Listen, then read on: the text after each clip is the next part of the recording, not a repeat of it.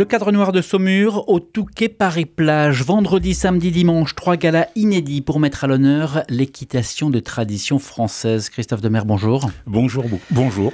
En charge de l'événement chez 50 Prod, l'entreprise qui produit cet événement hors du commun. Et Juliette Chanel, bonjour. Bonjour. Vous travaillez aussi pour cette même société de production. D'abord, pour commencer, en quoi le cadre noir constitue-t-il une entité hors norme? On parle souvent d'excellence en matière d'équitation.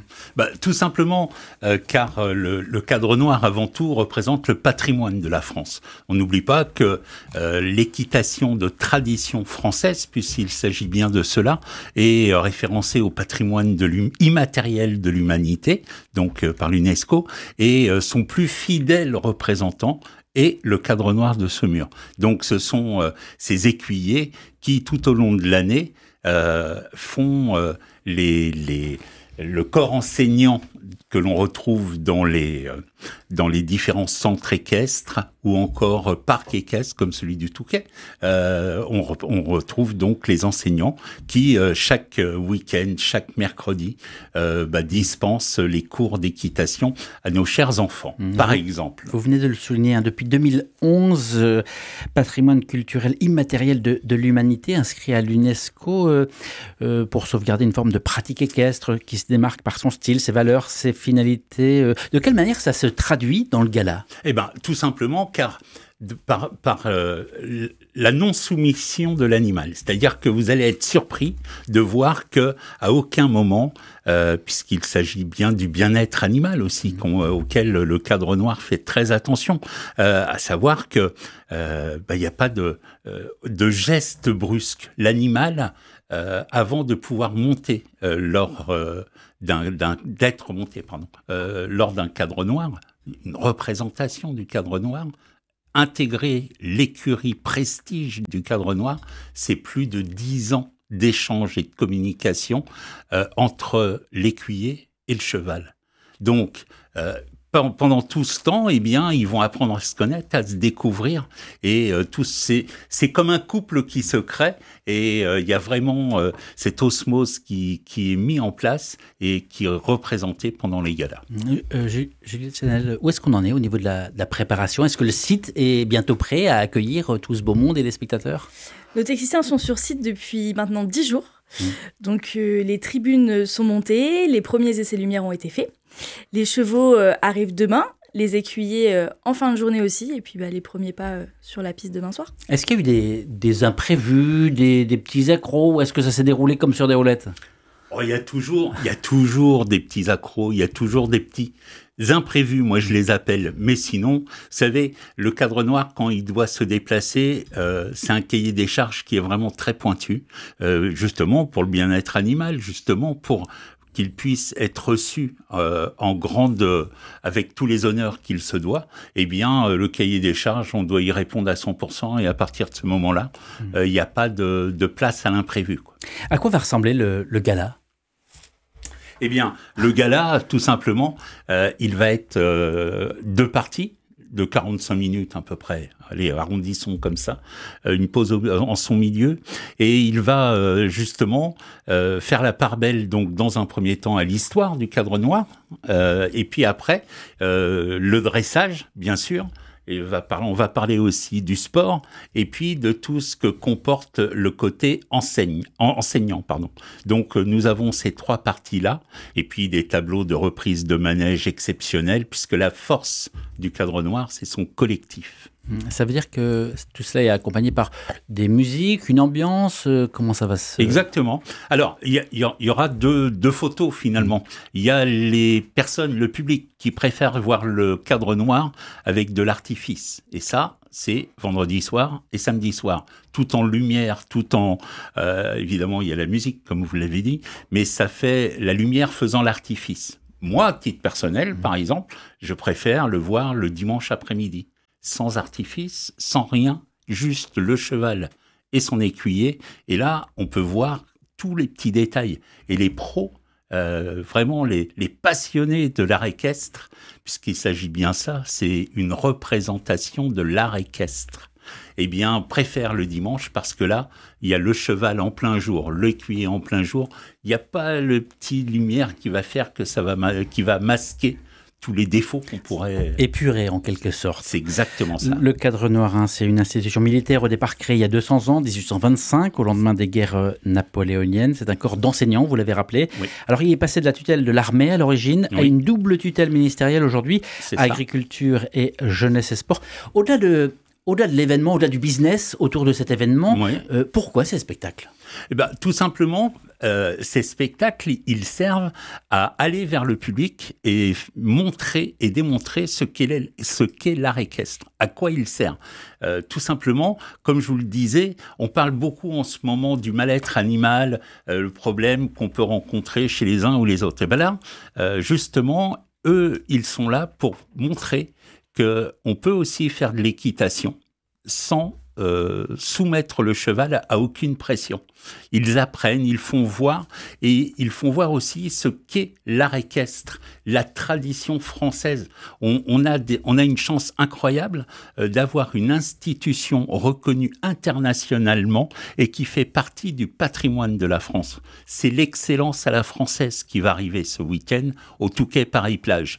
Donc, d'un côté, on a l'élégance du Touquet Paris-Plage. De l'autre côté, on a l'excellence du Cadre Noir. Les deux vont se retrouver ensemble pour faire un week-end de 3 jours exceptionnel. Les écuyers du Cadre Noir de Saumur, qui forment donc les cadres supérieurs de l'équitation.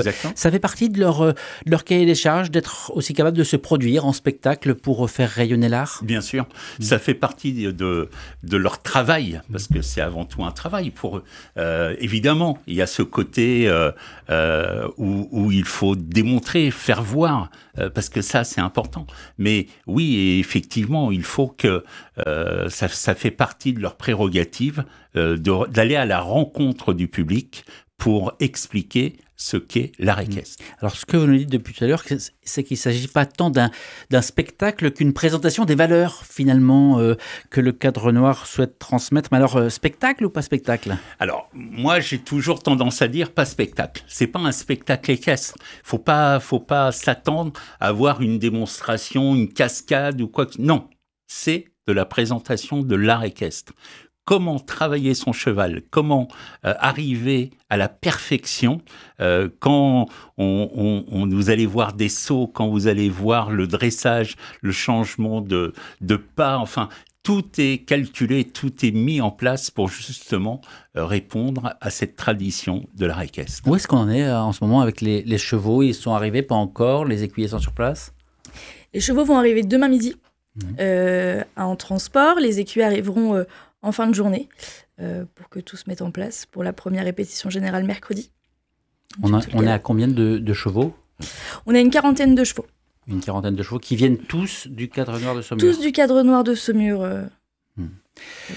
Vous êtes donc tous les deux chez 50 Prod. On va parler de 50 Prod dans un instant. Je rappelle juste que cet entretien va être à retrouver sur la page YouTube d'RCF Hauts-de-France. Christophe Demers, vous êtes en charge de cet événement, et Julienne Chanel, vous travaillez donc avec cette même société de production, le Cadre Noir de Saumur, qui va se produire au Touquet Paris-Plage vendredi, samedi et dimanche, ou en journée ou en soirée, on vient de l'entendre. 3 galas inédits pour mettre à l'honneur l'équitation de tradition française.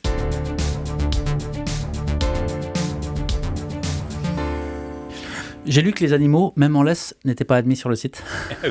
C'est vrai, parce que tout simplement, il n'y a pas que cette règle-là. Il y a aussi la règle, par exemple, que la nourriture est interdite dans les tribunes. Pour pas effrayer les chevaux pendant qu'ils sont... Vous savez, un cheval, c'est très peureux. Tous les équitants vous le diront.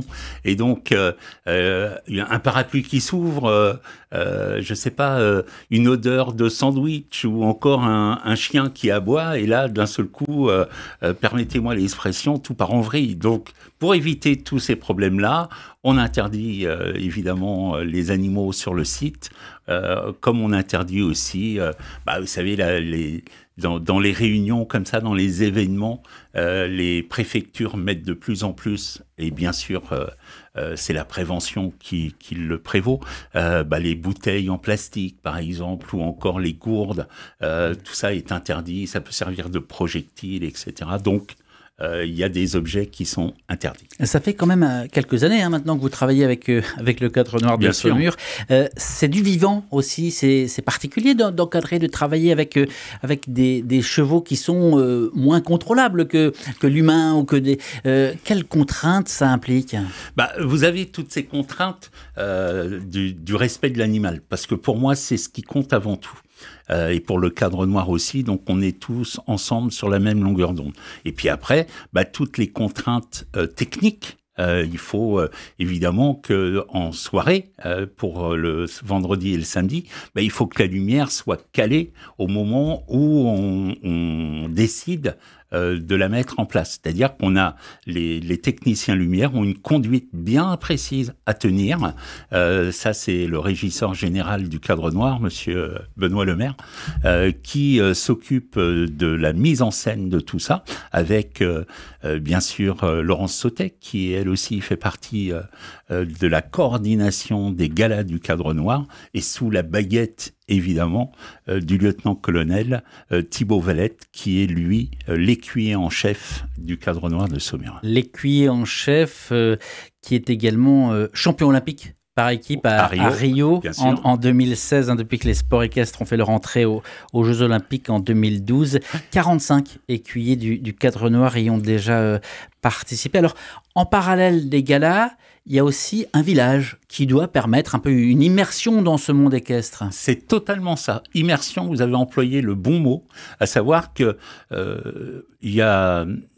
notre proposition, elle est non seulement de venir voir ce gala, ces représentations d'art équestre, mais aussi d'être immergé dans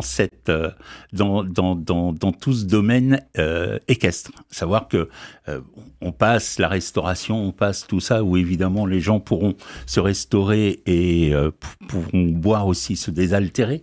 Et puis à côté de ça, le comité régional d'équitation sera présent pour les rencontres avec des casques de réalité virtuelle. Il y aura le conseil des chevaux des Hauts-de-France qui sera là. On aura même un escape game équin qui sera créé pour la première fois sur place. Et puis plein d'autres animations pour les enfants, les traditionnelles balades en poney comme on peut les voir. Et puis le cadre noir et sa boutique officielle. Il y aura aussi tous les souvenirs, l'office de tourisme du Touquet. Bref, vraiment, on essaye de faire les choses bien pour généraliser les choses. Alors justement, dans cet esprit-là, combien ça coûte et est-ce qu'on est sûr d'en avoir pour son argent ? Alors oui, moi je dis que évidemment, c'est un coût. Faut pas tout a un coût. Hein. C'est comme maintenant quand vous parlez de production de spectacle, on voit où on en arrive. La fourchette. Alors, on a 3 prix. La catégorie 1, Juliette, si tu peux reprendre.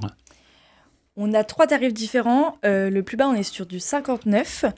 La catégorie au milieu, 69. Et la catégorie or en bas des tribunes à 79. Ce qui est important dans ce que vient de dire Juliette, c'est que la catégorie or, les premiers rangs sont à moins de 4 mètres des chevaux. Donc, c'est vraiment... on touche pratiquement les chevaux. Quand on dit qu'on est en immersion, on est en immersion du début à la fin. On a parlé du lieutenant-colonel Thibaut Valette. Ça veut donc dire que ce sont des militaires. Il ne faut pas l'oublier. Alors, il n'y a plus de militaires. Autant de tous les écuyers du cadre noir ne sont pas tous militaires. Il n'y en a plus que de mémoire 7, d'accord ? Puisque, comme vous l'avez dit, le ministère des Armées n'est plus partenaire de du cadre noir. Il n'y a plus que le sport et l'agriculture. Donc, l'écuyer en chef, c'est écrit dans les statuts du cadre noir depuis... ça fait 200 ans cette année, pardon, excusez-moi. Donc, c'est écrit que l'écuyer en chef sera toujours un militaire. Donc, il sera toujours issu de l'école militaire de Fontainebleau, et l'école d'équitation militaire, voilà, de Fontainebleau. Et la dénomination cadre noir, pour ceux qui se demandent ce que c'est, une référence à la couleur des uniformes des instructeurs d'équitation de l'école de cavalerie qui portaient du noir dans une volonté de contraste avec les officiers en charge de l'enseignement militaire qui, eux, étaient en bleu. Depuis toutes ces années où vous travaillez avec le cadre noir, les chevaux aussi, si vous prenez un peu de recul, qu'est-ce que ça vous a enseigné ?